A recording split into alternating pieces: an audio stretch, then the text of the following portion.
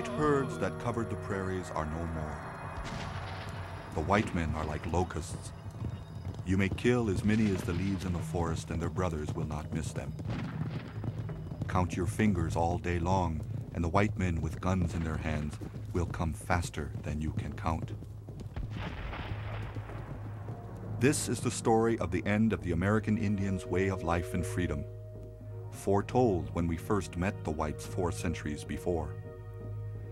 Along with their guns and disease, the Europeans brought hearts formed on conquest and fortunes built on ownership of the earth. They could not understand the Indian, who lived upon the world, taking life from it as the birds of the forest. After the whites drew their lines on paper and so made their new country, our lands were trampled under the feet of immigrants more plentiful than the buffalo. The mighty nations of the East were rubbed out, leaving only their names on the white man's maps.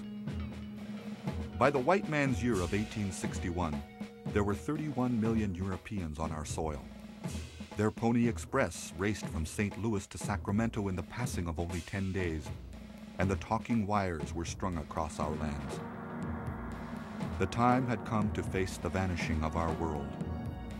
Many went quietly to the reservations, yet some chose to fight, even in the face of so many foes with such ferocious weapons. And so to our people the last great leaders rose, to take our people to safety or to steal our arms in striking back. Crazy Horse was a quiet man, but very brave and courageous. He lived in a time when war was necessary to protect the very existence of his people and his family.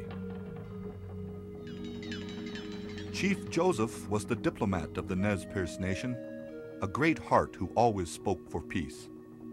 He tried to lead our people to another place where they could live in our way. But at the end, his heart and spirit were broken.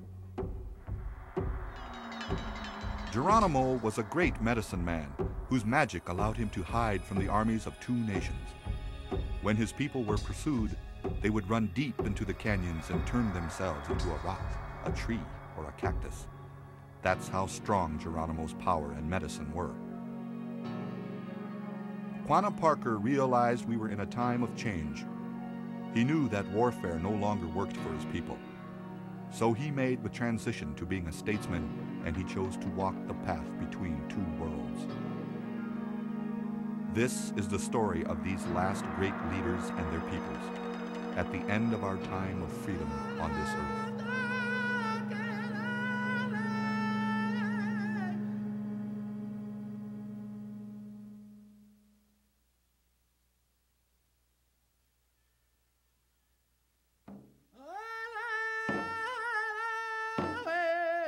In the center of the continent, in a land of endless rolling plains watered by the Missouri and Platte rivers, lies a mountain range of great beauty, rolling and forested, marked by rock spires and chimneys. This is Haisapa, known to the non-Indians as the Black Hills of South Dakota. They are the sacred heart of the Lakota Nation, the heart of our mother, the earth. Our warriors would journey to Haisapa to commune with the Great Spirit, to seek visions, receive their powers, and better understand our life.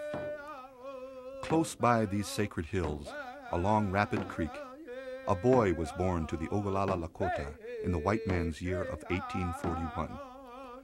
He would grow to be one of the last great leaders in the years when our people roamed free, earning in battle the name Crazy Horse. He was born to a family of holy men who possessed the power to see ahead of the next moon and into the future. His father taught him to be a good hunter and to put the needs of his relatives ahead of his own. But as he came to manhood, the shadow of the white settler was falling across our lands. They made a road along the Platte River to carry their people to California and Oregon. We signed a treaty promising to let these settlers pass and called their path the Holy Road for our promise to protect it. But the many whites who traveled along the road made war certain, and one day this youth would witness the murder of an elder at the hands of a drunken army officer. It was then the 12-year-old rode away from his camp in anger, following the path of all Lakota youth who retreat alone without food or water to seek the guidance of Wakantanka, the Great Spirit. But this youth sought something more, and he prayed to Wakantanka for a vision to guide him as a war chief against the intruders. After 3 days, the vision came. His own pony riding high above him, changing colors as it climbed into the sky. Its rider wore plain leggings with no war paint. A single feather adorned his hair, and a small stone was tied beneath his arm. The rider told this boy truths spoken straight into his heart without words. He saw the warrior ride through bullets and arrows, and it seemed his power was without limit. But at the end of the vision, his own people held him back. The boy returned to camp and told his father of his dream. When he passed a few more years, the young man joined a raid against a band of Arapaho traveling with many horses. Spurred by his vision, he rode into the arrows and bullets without fear, counting coup once, then twice, then a third time as his friends cheered. His father walked through the village singing a song of triumph. Chinkshiwaeki chajetrechawa kolo. Chajeki at kukutawakina, mihunka keko. Isha tashunke witko echiapikta heprelo. The times of peace ended when the Cheyenne sent troubling news from the south. White soldiers had massacred the people of Black Kettle's band, striking them like cowards as they slept along the banks of Sand Creek. Crazy Horse heard of braves with their man parts cut off, women scalped between their legs and the skins handed about in the whiskey houses of Denver. And he heard of mothers with their bellies cut open and their babies ripped out beside them in the snow. Crazy Horse walked off into the cold hills of winter, once again praying for a sign. He saw an eagle soaring over the trees, which in an instant was gone. Only a broken feather drifted to the ground. Now it was war for our people, a war for survival. In the spring of 1865, the whites turned their faces from their great war against their brothers and looked now as a nation towards our land. Settlers poured into our country like a swarm of locusts. The gold which drove them mad was discovered in Montana, and their president asked permission for men to travel along the Bozeman Trail. The bands met to consider this, but even before they could answer, a colonel named Carrington arrived with orders to build forts. The Lakota were outraged and vowed to prevent this. At Fort Phil Kearny, they followed the wood-hauling parties and picked them off one by one. A young captain named Fetterman boasted his contempt for the Lakota and begged Colonel Carrington to let him protect the wood train. With a company of men, he said, I could ride through the entire Sioux Nation. He was allowed to go, but ordered not to pursue the Indians beyond Lodge Trail Ridge. Felled by his pride, Fetterman was lured by Crazy Horse across the ridge, where Chief Red Cloud and hundreds of warriors emerged from their hiding places, and arrows fell like rain on the foot soldiers. In 40 minutes, the last of the cavalry had fallen. Up to that time, the Fetterman defeat was the worst the Army had suffered in its campaign against the Indians of the Plains. An embarrassed government recalled Carrington, and a peace commission was sent from Washington to Fort Laramie. General William Tecumseh Sherman abandoned the U.S. forts on the Powder River, and our people triumphantly set the forts ablaze as the troops marched away.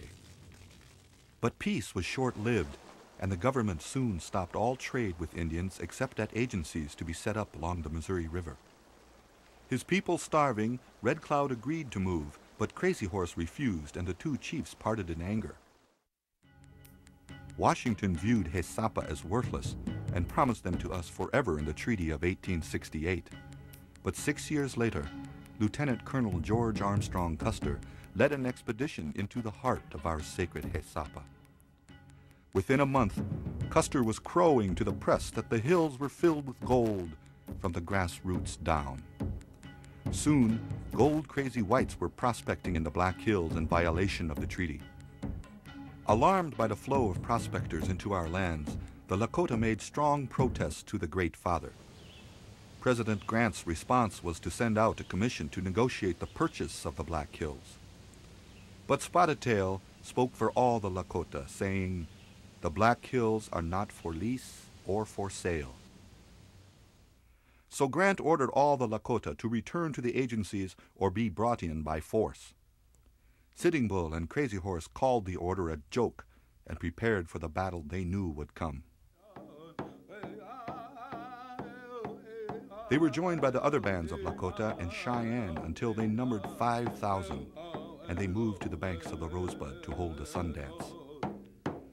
50 skin offerings were made in each of Sitting Bull's arms, and his blood flowed as he began to dance. After 3 days, a vision came. I saw soldiers and some Indians on horseback coming down like grasshoppers with their heads down and their hats falling off. They were falling right into our camp. When the bands moved on to the valley of the Little Bighorn, their numbers increased. At dawn on June 25, 1876, Custer's scouts looked down into the Little Bighorn Valley and saw the Lakota camp stretching out to the horizon. Custer ordered the bugle blown and told his officers, "The largest Indian camp on the North American continent is ahead, and I am going to attack it." Major Reno was to lead a cavalry charge from the south, and Custer would then surprise the camp from the north. But Reno's attack failed.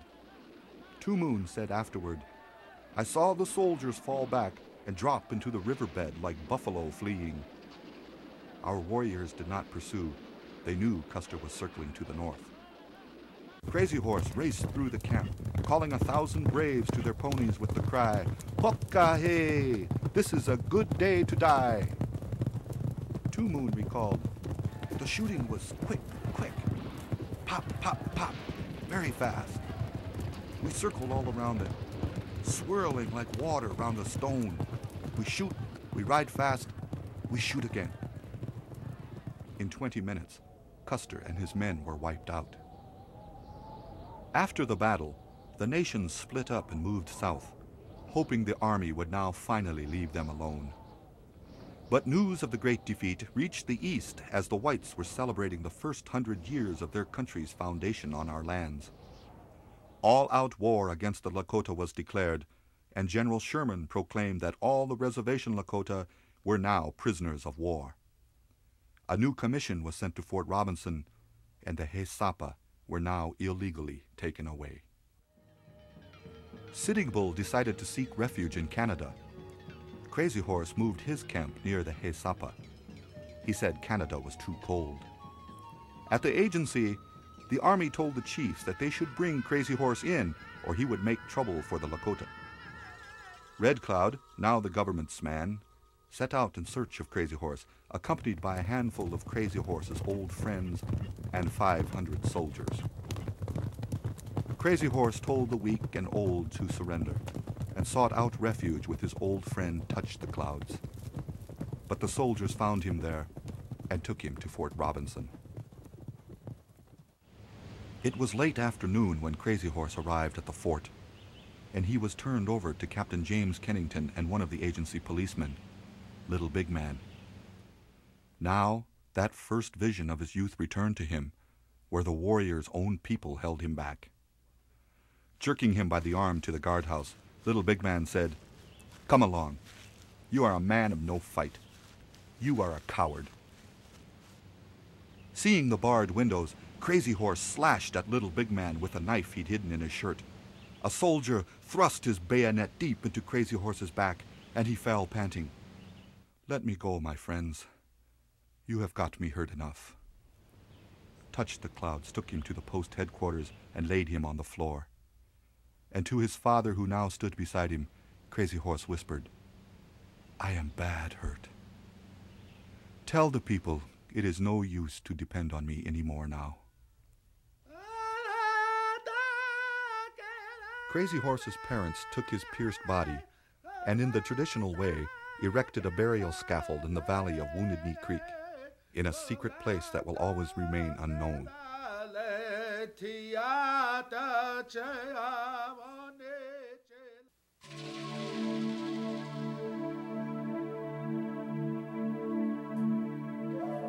In the Wallowa Valley, the earth still echoes the song of the Nez Perce people, for this was once our sacred homeland. Here, the jagged peaks rise from the grassy plains, and the Wallowa Lake shimmers like a jewel. This is the land where our great Chief Joseph's father, Tuakakas, lies buried.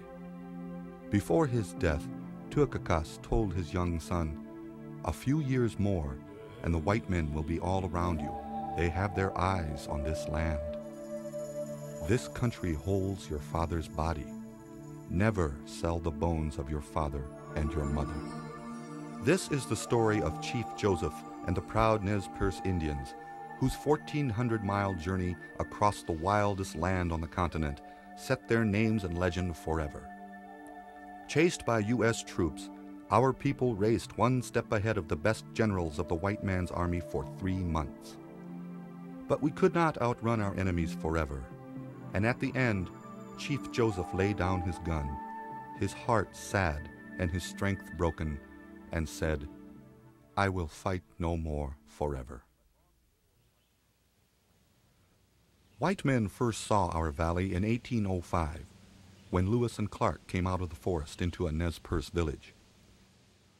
White settlers soon came into the Wallowa Valley, and the government took part of our homelands. Then gold was discovered, and more whites came. Washington wanted a bigger piece of our land, and a Nez Perce chief named Lawyer convinced some of the other chiefs to sign a treaty giving more of the valley away. President Grant then opened all of our land to settlement, and those who signed the treaty were sent to a reservation. Joseph's father was among those who refused to sign, and his people continued to live free. Young Joseph grew tall and strong and earned the name Thunder Traveling to Loftier Mountain Heights. After his father's death, Joseph became the civil chief of our people, protecting the women and their children during battles. He was an honored speaker who could infuriate the whites by meeting their lies with logic, yet he was a diplomat, and his spirit always spoke for peace. But the time of peace ended with the coming of snow in 1876. 2 whites killed a Nez Perce boy for supposedly stealing a horse, and the government demanded that all Nez Perce report to the reservation. They said the order was for our own safety. Joseph convinced his people that they must obey, that the white man's power was too great, though some called him a coward. "It is better to live at peace," said Joseph, "than to begin a war and lie dead." But before they could reach the reservation, a band of Nez Perce, led by a warrior whose father had been killed by whites, rode out to attack farms along the Salmon River. 4 whites were killed. The Nez Perce knew the whites would strike back, and Joseph pleaded for the people to talk peace with General Howard at Fort Lapway. But the terrified people fled south to hide in Whitebird Canyon, and so began the great journey of the Nez Perce people. General Howard knew he must subdue the Nez Perce if he was to save his career, and so he dispatched a company of bluecoats to find them.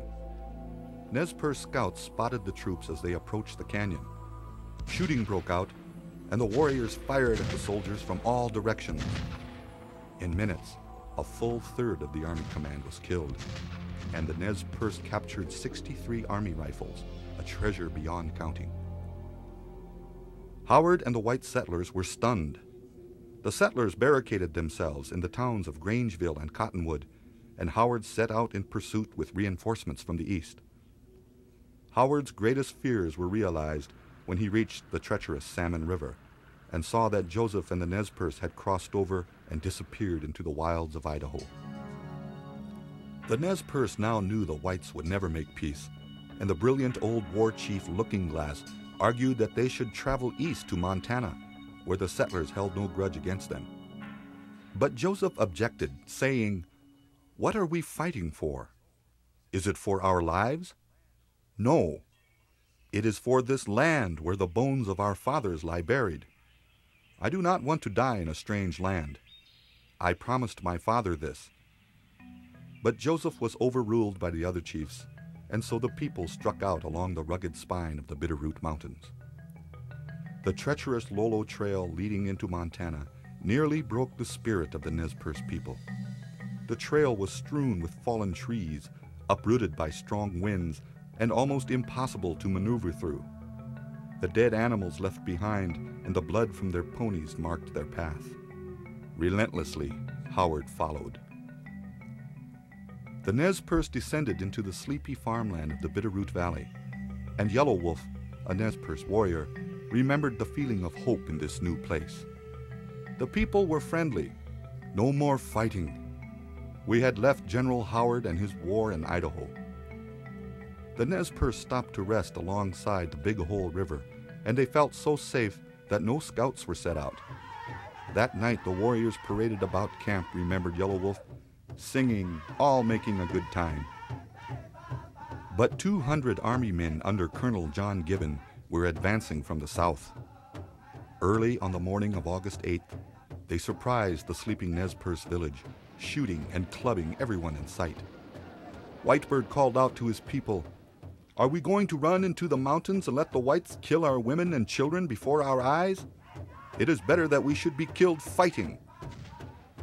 Sheltered by willows along the riverbank, the warriors fired back. When Gibbon was wounded, his bugler signaled retreat, and the Nez Perce gave chase with Whitebird's words singing in their ears. Joseph gathered the dead and wounded, and Red Elk remembered. They all cried when they saw what had been done.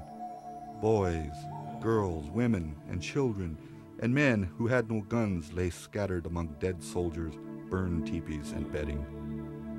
Nearly 100 of our people died that day, and Joseph led the people on in mourning, driving their horses before them.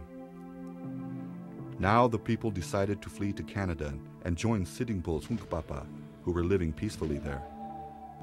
General Howard was again pressing hard behind them, so a party dropped back and stampeded the Army's pack animals. The stalled troops were in despair. One of Howard's soldiers wrote, "Everyone is sick and tired of a fruitless pursuit of these Indians. A great many think Howard is guilty of folly of the gravest kind." General Sherman, head of the U.S. Army, wired to Howard, "If you are tired, give the command to some energetic officer." Humiliated, Howard vowed to move faster. The Nez Perce crossed the Continental Divide and rode down into the newly created Yellowstone National Park, where they took several tourists hostage. These hostages were soon released. Now from the east came more bluecoats to block the Nez Perce exit from the park, but Joseph's people slipped out of Yellowstone through a seemingly impassable canyon. At Canyon Creek in Montana, they were attacked by 300 soldiers. While the warriors held them off, Joseph and the others again escaped. The Nez Perce pressed on across Badlands and prairie to the Bear Paw Mountains. 42 miles from the Canadian border, they stopped to rest, and Looking Glass told his people they had finally outrun the army. One warrior rose to tell of a troubling dream. "I saw mingled blood on the running water and smoke-darkened air. These signs I understood and knew we would be very soon attacked." But the exhausted Nez Perce could travel no further, and they made camp in a hollow near the Bear Paw Mountains. On the morning of September 30th, 600 bluecoats came down upon them from the east, led by Colonel Nelson Miles. The Nez Perce awoke to discover that they were trapped. Yellow Wolf remembered, "On the highest bluff our scouts circled about and waved the blanket signal. Enemies right on us. Soon the attack."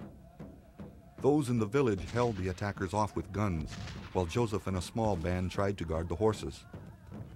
After more bluecoats stampeded the herd, Joseph crawled back to camp to discover that many had been killed, including Joseph's beloved brother, Olcott. Miles laid siege to the camp, and our people dug shelters in the sides of a hollow. 5 inches of snow fell over the exhausted, wounded, and starving Nez Perce, and the bitter days passed in agony. On October 4th, Howard arrived, and the Crow Scouts carried the Nez Perce an offer from the general.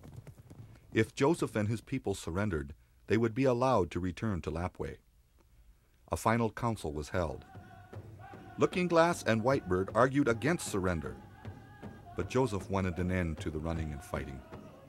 He pointed to his starving people and said, "For myself, I do not care. It is for them I'm going to surrender. As the council broke, an army sniper's bullet struck Looking Glass in the head, and the people's hopes died with him. Chief Joseph rode out for the last time as a free man. Handing his rifle to Miles, he said proudly, "I am tired of fighting. Hear me, my chiefs. I am tired. My heart is sick and sad. From where the sun now stands, I will fight no more forever." But the government again broke its promise to return our people to Lapwai, and instead shipped them by flatboat to prison in Leavenworth, Kansas, and then on to the desolate Indian Territory in what is now Oklahoma.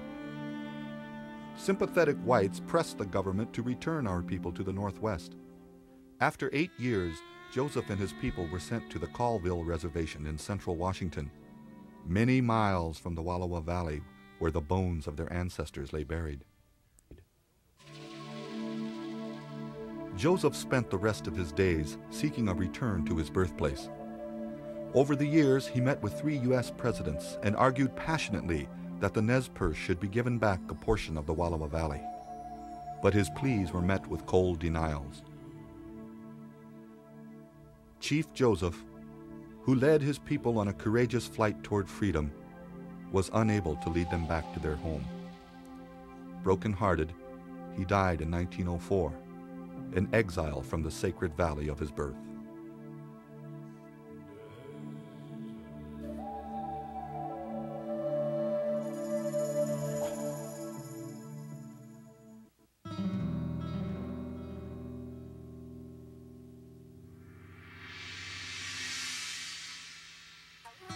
In the shadow of the giant mountains in the great Southwest lies the spiritual home of the Chiricahua Apaches.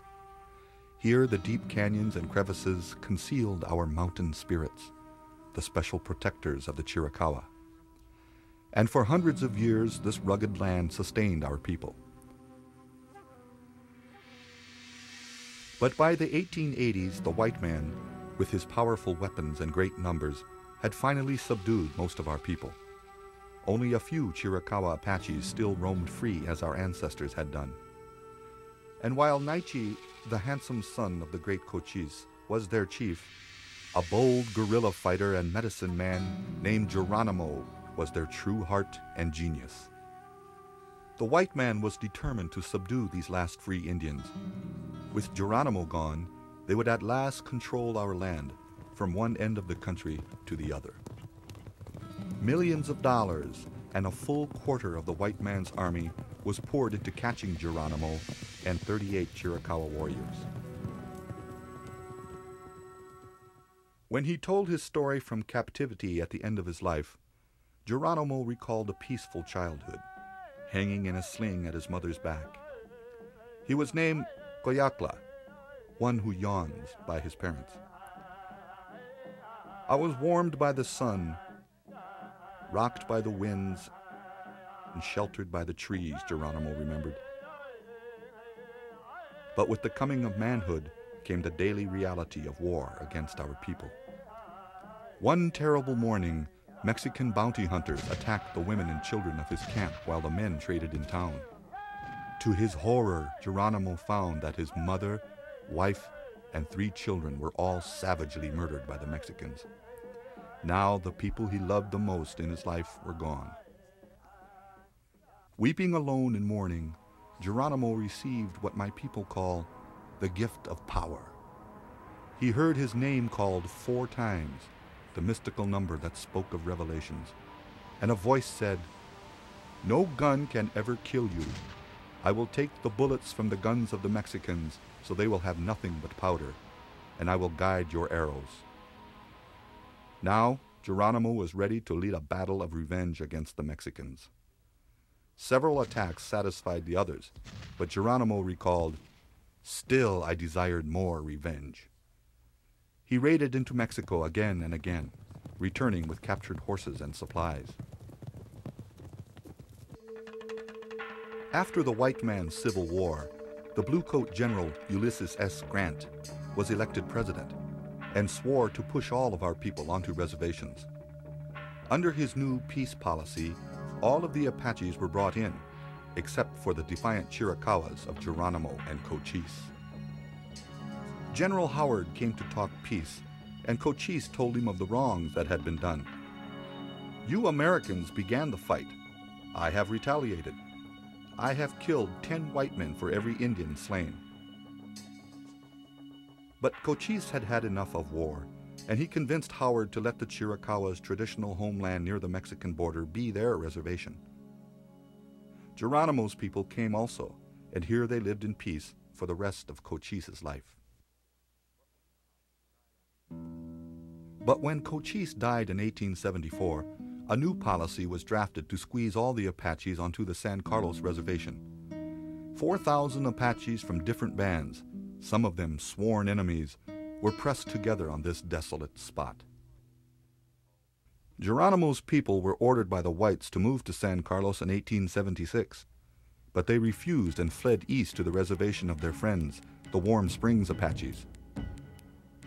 Orders came to capture Geronimo, close the Warm Springs Agency, and bring everyone to San Carlos. John Clum, the agent in charge of San Carlos, double-crossed Geronimo and his followers by asking them in for a meeting at the Warm Springs Agency and then arresting them.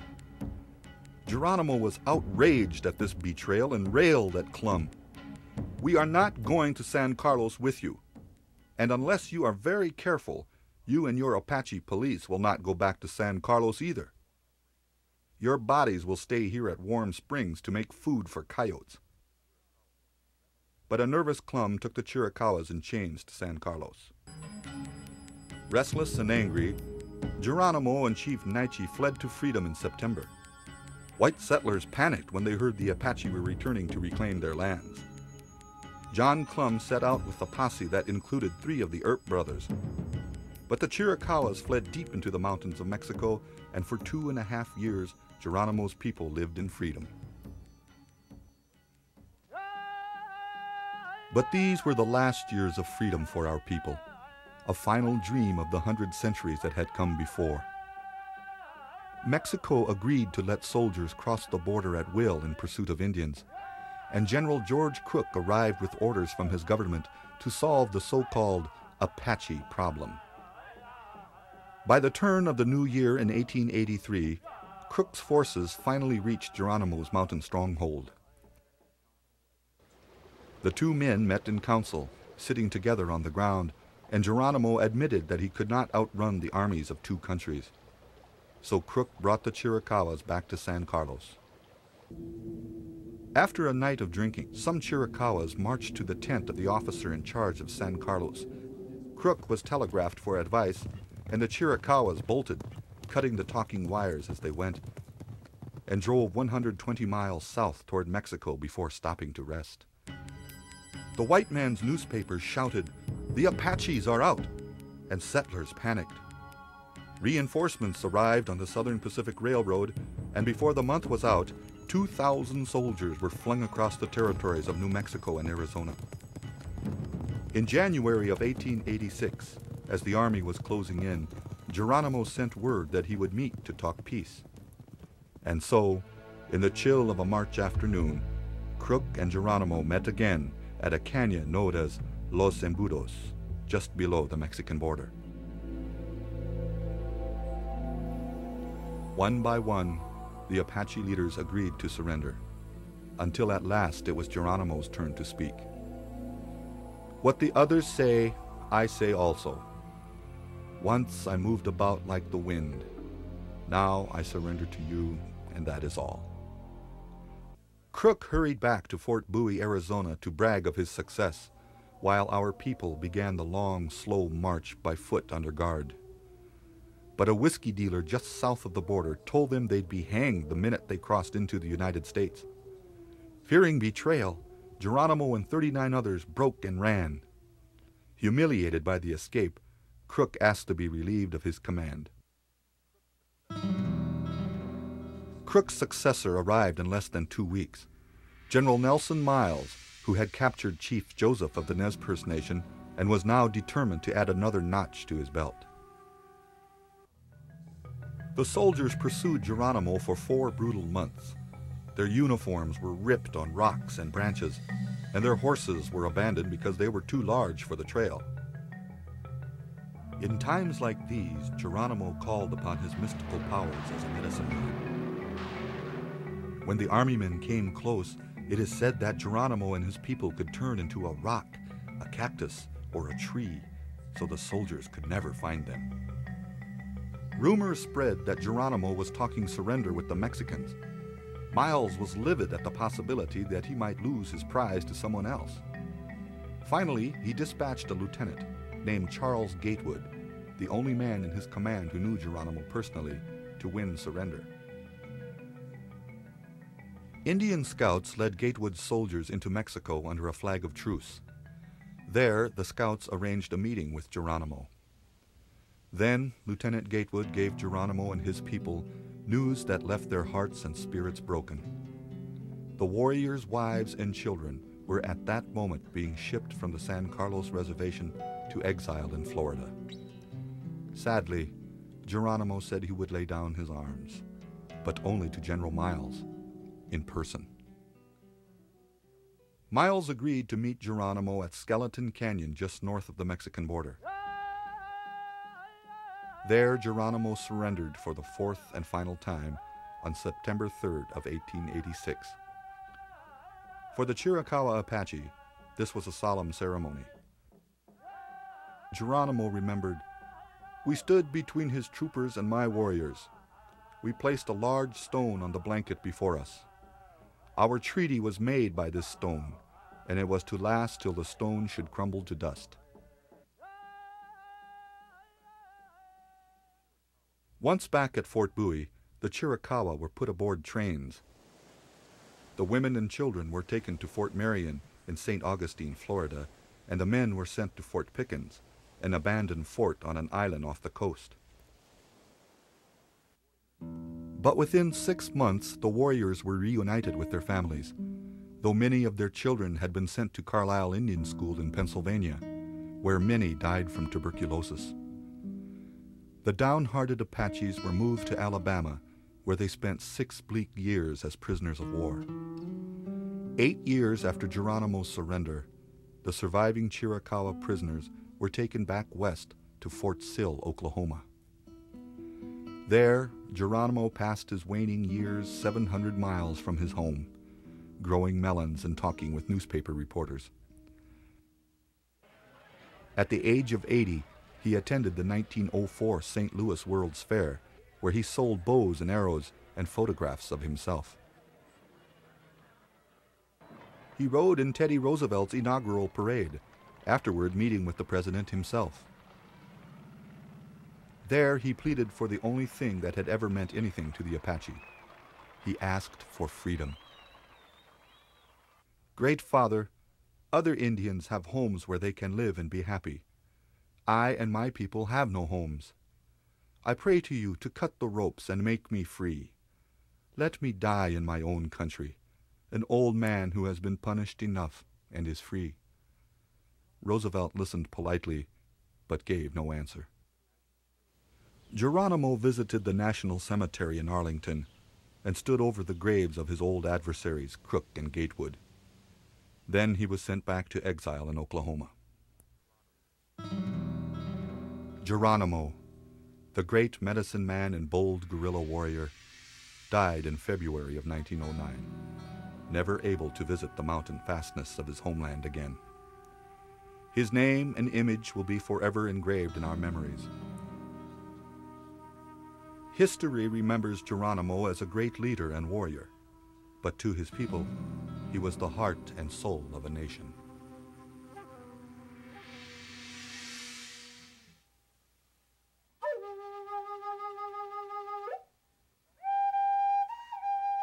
The vast southern plains, the sweeping stretch of land south of the Arkansas River, was once home to the Comanche Nation. Here the land seemed to stretch out to infinity, and my people stood as specks of dust before it. Since time beyond memory, the Comanche defended this land, first from the Spanish invaders who came north from Mexico, and later from the great river of settlers flowing from the east.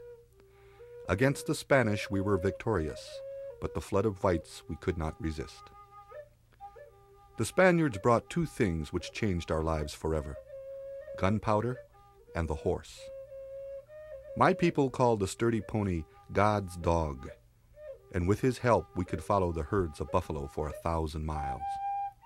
We became rich and free from hunger, and were feared for the swiftness of our raids. One day, in the white man's year of 1836, my people captured a white woman child, Cynthia Ann Parker, in a raid on a Baptist settlement. Later, she was wed to our chief, Pita Nakona, and to their union was born one of our greatest leaders. Cynthia Ann was recaptured by Texas Rangers at the age of 35 and returned to her parents. But many times she stole horses to try to return to her beloved Comanche people, and finally, broken-hearted, she starved herself to death in 1870. But the baby boy she named Quanah, or Fragrant, lived on among the Comanches in the untamed panhandle of Texas. He was given the name Eagle by his father, and his 17th summer found him tall and skilled in the ways of the hunter. His forceful personality was winning him a role as the leader of his people, and in his heart ran blood which would bear him between two colliding worlds, that of the Indian and of the white man. But for now, Quanah was entirely Comanche in his hatred for the whites who stole his people's land and destroyed their life's blood, the buffalo. By the 1860s, settlers were pushing the Comanches off their own land, and so Comanche raids increased in fury. As the air turned cold in the year of 1867, the whites called a final council of the Plains Indian tribes at Medicine Lodge Creek. A treaty was made there where the tribes agreed to give up most of their land in exchange for money and farming tools to get started on the white way. The Medicine Lodge Treaty was mistrusted by the Comanches, but the tribes signed the white man's paper nonetheless, except for a few defiant Comanches, including the Cahuates band of young Quanah Parker. While the signers were to report to a new agency at Fort Sill, Oklahoma, the rebels vowed to live on in freedom. In the spring of 1871, our warriors attacked a wagon train right under the nose of William Tecumseh Sherman, the supreme commander of the army who was on a visit to the west. Sherman was outraged and vowed to subdue the Comanche. With the aid of Tonkawa Indian scouts, a colonel named Ranald Mackenzie tracked Quanah's people to a remote canyon. But Quanah skillfully led his people out of the canyon, and they slipped north onto the vast staked plains of West Texas, their provisions running low as the snows began falling. By the next spring, Quanah and his people were starving and desperate. And then another tragedy struck. The buffalo failed to return. The warriors watched the horizon for the endless black herds that had come without fail for 1,000 years, but saw nothing. It seemed the white man was choking off the Indian's world and all the living things in it. At this dark hour, a Messiah named Isatai came to the Comanche and proclaimed, "Those white men can't shoot you. With my medicine I will stop all their guns. You will wipe them out." He called a sun dance to make a medicine that would push the hated whites from our lands. Their first target was a camp of buffalo hunters at Adobe Walls in the Texas Panhandle. Isatai watched from a hillside as the emboldened Comanches charged straight into the heart of the camp. But his new medicine was empty, and many warriors were shot out of their saddles to fall in the dust. And the buffalo hunters had their own new magic, the powerful large-bore guns that had cut down the buffalo herds. 9 warriors were killed that day, and only 3 of the white hunters. This was a spiritual blow to Quanah Parker and his people. Even worse, it called down the full fury of the U.S. Army. As winter again approached, Colonel Mackenzie tracked Quanah's band to the Palo Duro Canyon. Most of the Comanches escaped, but 1,500 horses were seized, which Mackenzie ordered slaughtered. Quanah's people could hear the screams of the ponies as they fled up the canyon. The whites had taken Comanche land, and now were destroying the horses that were such a vital part of their lives. The Comanches barely scraped through the winter, and in the spring, Quanah Parker came in to surrender. He said, "I came into Fort Sill. No ride me in like horse, or lead me by halter like cow. I fought." With surrender came the end of freedom and the beginning of the dark years of the reservation. Rations were short, and the land was poor. Finally, the reservation agent proposed that the Comanche take up ranching instead, and so the government bought them cattle with the treaty money. The ways of the prairie were of little use now, and Quanah Parker called on the other half of his heritage. Quanah proved to be a good rancher and a better businessman, and by 1880 his herds had grown so large he was selling cattle back to his own people. Comanche successes did not go unnoticed, as the white ranchers demanded the right to graze their own cattle on Comanche grasslands. The ranchers persuaded our people to lease them land, but the Comanches didn't trust the whites and could not understand the difference between a lease and a sale. The cattlemen even paid Quanah, Isatai, and others to travel to Washington to ask Congress to sanction the leases. Quanah was also appointed to sit as a judge on the prestigious Court of Indian Offenses, and by the age of 40, he was the undisputed leader of the Comanches. A newspaper reported, "The chief wears a suit of black broadcloth, neatly fitting his straight body. A gold watch, with chain and charm, dangles from his close-fitting vest. The only peculiar item of his appearance is his long black hair, which he wears in 2 plaits." But some called Quanah a traitor. Lone Wolf told him, "You have been bought by the cattlemen. Don't come and talk with the rest of us chiefs." When the government gave money to construct homes, Quanah received an extra $2,000 from his rancher friends, and he built a 10-room home that seemed like a mansion to the reservation Comanche. He had stars painted on the roof, so he could say to visiting generals and dignitaries that he had more stars than they did. As befitted a powerful chief, Quanah took 8 wives and eventually had 25 children. His white friends warned him to give up all but 1 wife, but Quanah refused and was eventually removed from the tribal court for polygamy. But in 1899, realizing how important his help was, the whites named him principal chief of the Comanches. Boomers, as the newspapers called the hordes of Oklahoma settlers, still demanded Comanche land.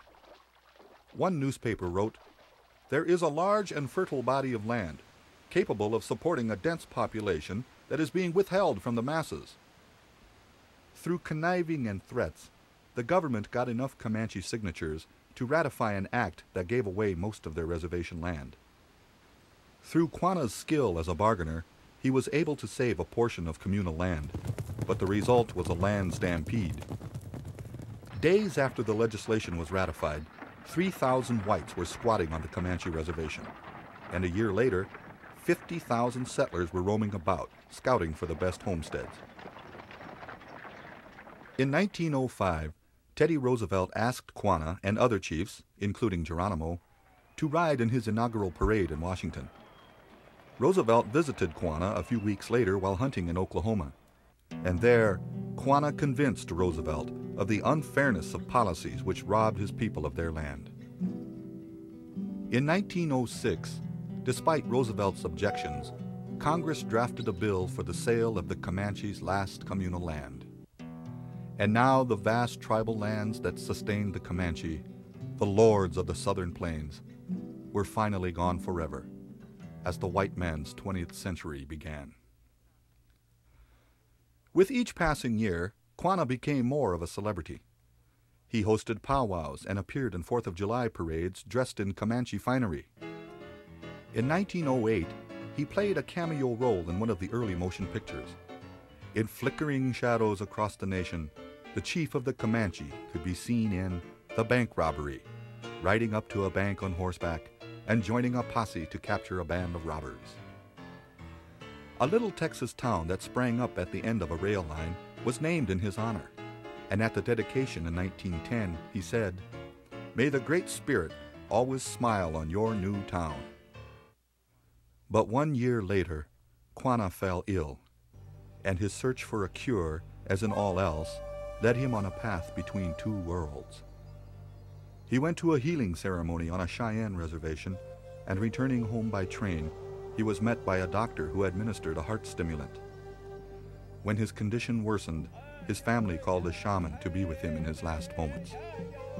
The shaman raised his arms and called, "Father in heaven, this, our brother, is coming." Then the shaman flapped his arms and sounded the eagle's call. Quanah Parker, the great Comanche leader who bridged two worlds, was now gone from both.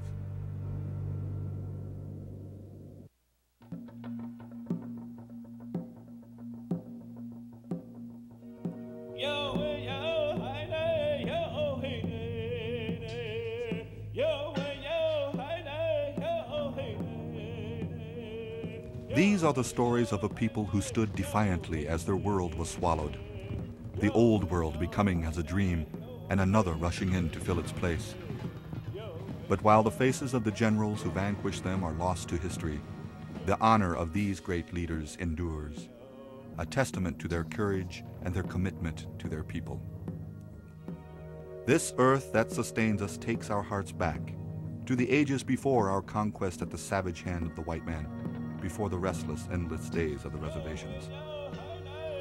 And through our past, we are able to grow into the future as Native Americans, sons and daughters of these great leaders. Crazy Horse, the warrior guided by vision. Chief Joseph, who spoke always for peace. Geronimo, whose yearning for freedom frustrated the armies of two nations. And Quanah Parker, who danced between two worlds and won at the white man's own game. Their feats are like the signal fires which once burned on the cliffs above the great rivers, calling to those who come after. They are set in our minds forever.